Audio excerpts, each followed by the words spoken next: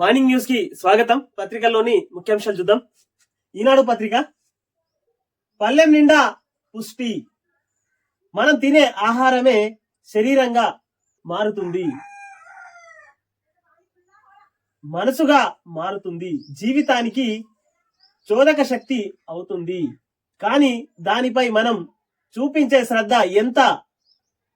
ఎక్కడ పడితే అక్కడ తింటాం, దానికి వేలా పాల ఉండదు, అంత అపసవ్యమే. ఫలితం మనం చూస్తూనే ఎవరిని కదిలించిన రోగాల గురించే చర్చ అంటూ వార్త ఉన్నది. మొత్తం పల్లెం నిండా పుష్టి అంటూ వార్త వేసుకొని వచ్చింది. ఒక వేల లేదు, ఒక పాల లేదు, ఎప్పుడు పడితే అప్పుడు ఏదంటే అది తింటాం కాబట్టి రోగాల బారిన పడుతున్నాం అంటూ వార్త ఇది. మొత్తం మీద మనం తినే ఆహారమే మన శరీరంగా మారుతుంది అంటూ వార్త వేసుకొని వచ్చింది. ఇక్కడ మొత్తానికైతే మొదటి పేజీలో అంటే 13వ పేజీలో పూర్తి సమాచారం ఉంది అంటూ వార్త వేసుకొని వచ్చింది. ఇక్కడ ఒప్పందాలలో ఉల్లంఘన గుర్తింపు, ఈ ఫార్ములా రేస్ కేసు దర్యాప్తులో ఏసీబీ దూకుడు.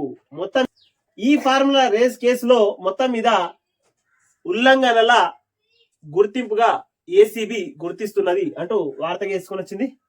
ఐఏఎస్ అధికారి దానకిషోర్ నుంచి కీలక వివరాల సేకరణ. తొలుత బిఎల్ఎన్ రెడ్డి, అరవింద్ కుమార్లకు నోటీసులు ఇచ్చే అవకాశం అంటూ 2వ పేజీలోని వార్త. మొత్తం మీద ఒప్పందాలలో పూర్తిగా ఉల్లంఘనలు దాటిరు. ఆ తర్వాత దాటిరనే గుర్తింపు. వీరిలో ఐఏఎస్ అధికారి దానకిషోర్ నుంచి కీలకమైనటువంటి సమాచారాన్ని రాబట్టినట్టు వార్తలు. మొత్తం మీద అరవింద్ కుమారు మరియు బిఎన్ఎల్ రెడ్డి వీళ్ళిద్దరికి నోటీసులు ఇచ్చే అవకాశం ఉంది అంటూ 2వ పేజీలో వార్త తీసుకొని వచ్చింది. ఇది మెయిన్ వార్తగా ఈనాడు పత్రిక బ్యానర్ ఐటమ్ గా వేసింది. కీలకం కానున్న బ్యాంక్ అధికారుల వాంగ్మూలం. ఇక్కడ మెయిన్ గా బ్యాంక్ అధికారులు ఎవరు ట్రాన్స్ఫర్ చేయమన్నారు, ఎందుకోసం ట్రాన్స్ఫర్ చేసిరు, దాని వెనకాల కారణం ఏంటి అంటే మెయిన్ గా కీలకంగా కానున్నటువంటి బ్యాంక్ అధికారుల వాంగ్మూలం తీసుకుంటారు అంటూ వార్త వేసుకొని వచ్చింది. ఇక్కడ దేవాదుల ఎప్పటికీ పూర్తి అయ్యేనో, ఇంకా కొలక్కి రాని 3వ దశ పనులు,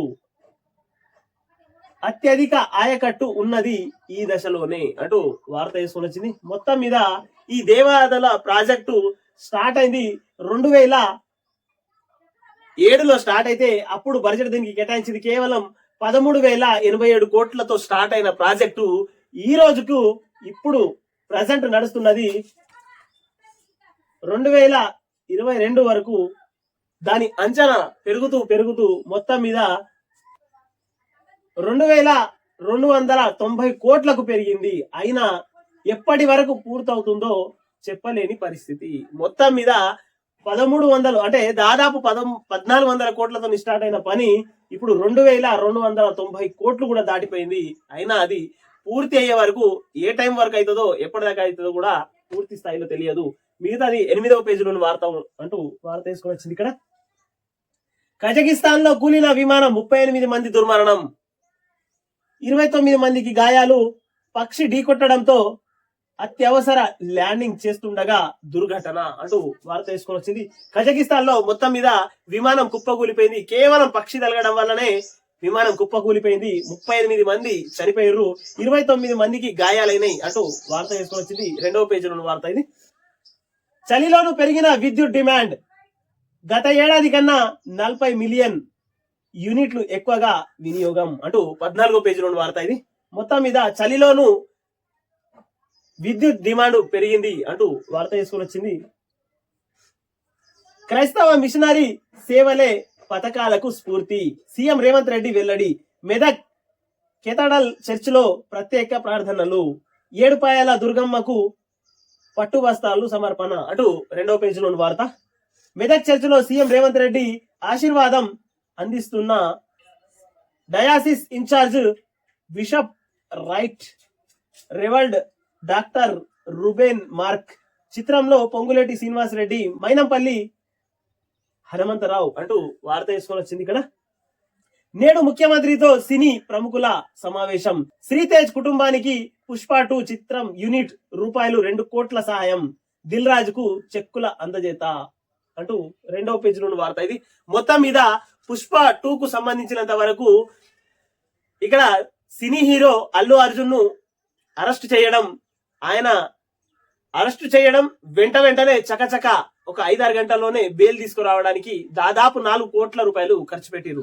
అయితే ఆ మూమెంట్ల నుండే ప్రజల నుంచి ₹1 కోటి డిమాండ్ రావడంతో అప్పుడు ఆయన కేవలం 25 లక్షలు మాత్రమే ఇస్తున్నట్టు ఆయన మీడియాతో చెప్పిండు.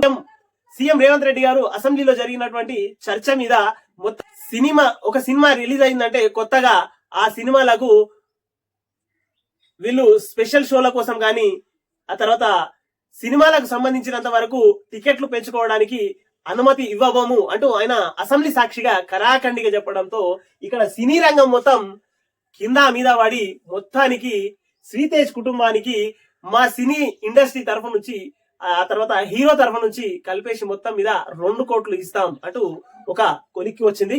మొత్తానికైతే అసెంబ్లీ వేదికగా సినిమా హీరోకు సంబంధించినంత వరకు ఆ సామాన్య అమ్మాయి చనిపోవడం, ఆమె బాబు తొక్కిసలాటలో ఇంకా హాస్పిటల్లో చికిత్స పొందుతున్నాడు, కోమలోనే ఉన్నాడు అని చెప్పడం, ఆ తర్వాత ప్రభుత్వం తరఫు నుంచి సినీ ఆటోగ్రఫీ మినిస్టర్ కోమటిరెడ్డి వెంకటరెడ్డి కూడా మా పక్షాన అంటే నా సొంతంగా గాని మా ప్రభుత్వం నుంచి గాని ఆ బాబుకు ఎంత ట్రీట్మెంట్ అవుతుందో దానికి సంబంధించినంత వరకు మేము పెట్టుకుంటాం అంటూ చెప్పడంతో మొత్తం మీద చిలికి గాలివానగా మారినట్టు మొత్తానికైతే సినీ ఇండస్ట్రీ మొత్తం కదిలొచ్చిందనే చెప్పుకోవచ్చు.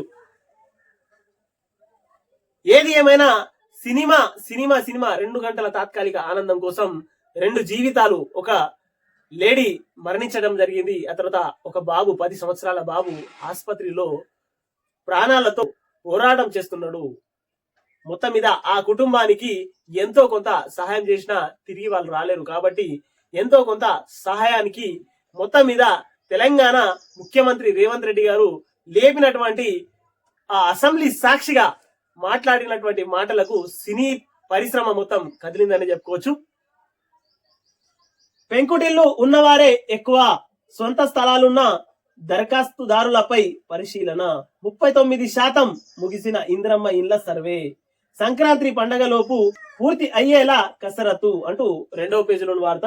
మొత్తానికైతే పెంకుటిల్లులే ఎక్కువ ఉన్నవారు అంటూ వార్త వేసుకుని వచ్చింది. మొత్తం మీద పెంకుటిల్లులు గాని గ్రామ స్థాయిలో నిరుపేదలు ఎక్కువ మంది ఉన్నారు కాబట్టి మొత్తం మీద 39% ఇందిరమ్మ ఇళ్ల సర్వే పూర్తి అయినట్టు వార్త వేసుకొని వచ్చింది. ఇక్కడ దారి మళ్లిన ధాన్యం విలువ ₹282 కోట్లకు పైగానే అంటూ 8వ పేజీలో వార్త. ఏఎన్ఎన్ టీవీని సబ్స్క్రైబ్ చేయండి, షేర్ చేయండి, కామెంట్లు పెట్టండి.